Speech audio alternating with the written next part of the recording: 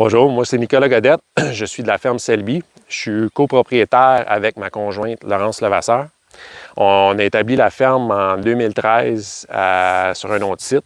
Puis on a commencé en production un élevage de porcins au pâturage et avec une petite section maraîchère. Puis depuis, on s'est concentré plus sur l'élevage que le maraîchage.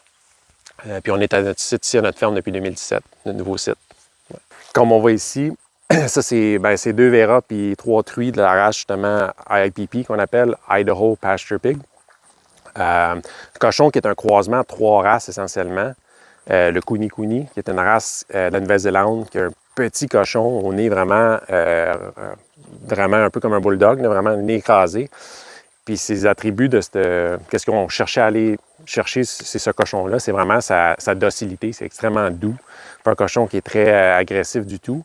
Puis le fait que son nez est très petit, ça va plus chercher à brouter l'herbe versus truffer puis revirer le sol à l'envers. Fait que, pour une gestion au pâturage, c'est quand même très intéressant parce que c'est moins dur sur ton pâturage si tu cherches justement à ne pas le rendre en... Là, c'est sûr que c'est exceptionnel parce qu'on a eu pas mal de pluie puis on est en changement de section. Après ça, c'est le Berkshire, parce que tout le monde sait qu'à cette heure, le Berkshire, c'est tellement un cochon qui a des belles qualités maternelles, un bon gabarit, du beau persillage. Puis le Duroc.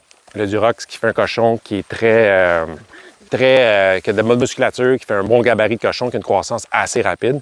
Fait que c'est vraiment ces 3 races-là qui ont croisé. Fait qu'à date, nous, on est encore en établissement de la race parce que, comme je vous dis, on a commencé avec 6 spécimens.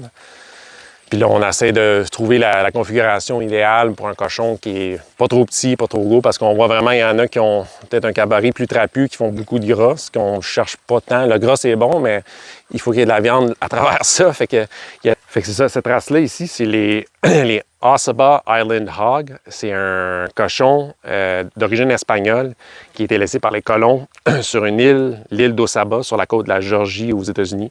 Petite île. Quand ils sont venus pendant la colonisation, ils ont laissé des cochons sur cette île-là. Ils ont vraiment proliféré.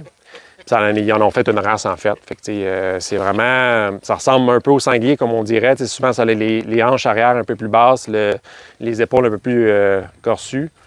C'est un cochon qui est intéressant parce qu'il a peu d'entretien, peu d'apport en termes de moulée. On nourrit peut-être la moitié de ce qu'on donne à ces cochons-là versus un Berkshire ou un Hampshire.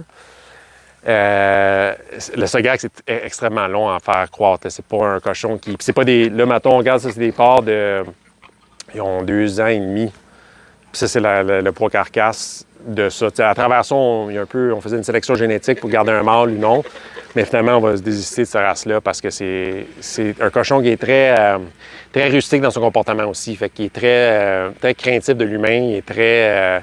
ça se gère, mais gérer ça au pâturage, c'est un peu... pour nous, présentement, c'est un peu trop. Avec toutes les autres races qu'on a, on cherche plus à se concentrer sur le plus facile versus un peu plus technique. À date, les gens apprécient le goût.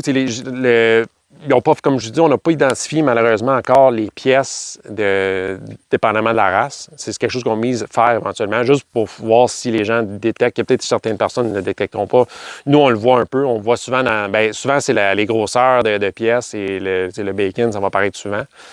Mais les mises en marché, ça se passe bien, la demande est là, c'est la production qui ne suit pas. Oui, c'est ça. La demande est là. La production ne suit pas parce que ça coûte cher à produire. Puis à un moment donné, on plafonne où qu'est-ce qu'on peut se permettre d'assumer les coûts à assumer le temps que la viande se fasse, que le cochon et l'élevage se fassent.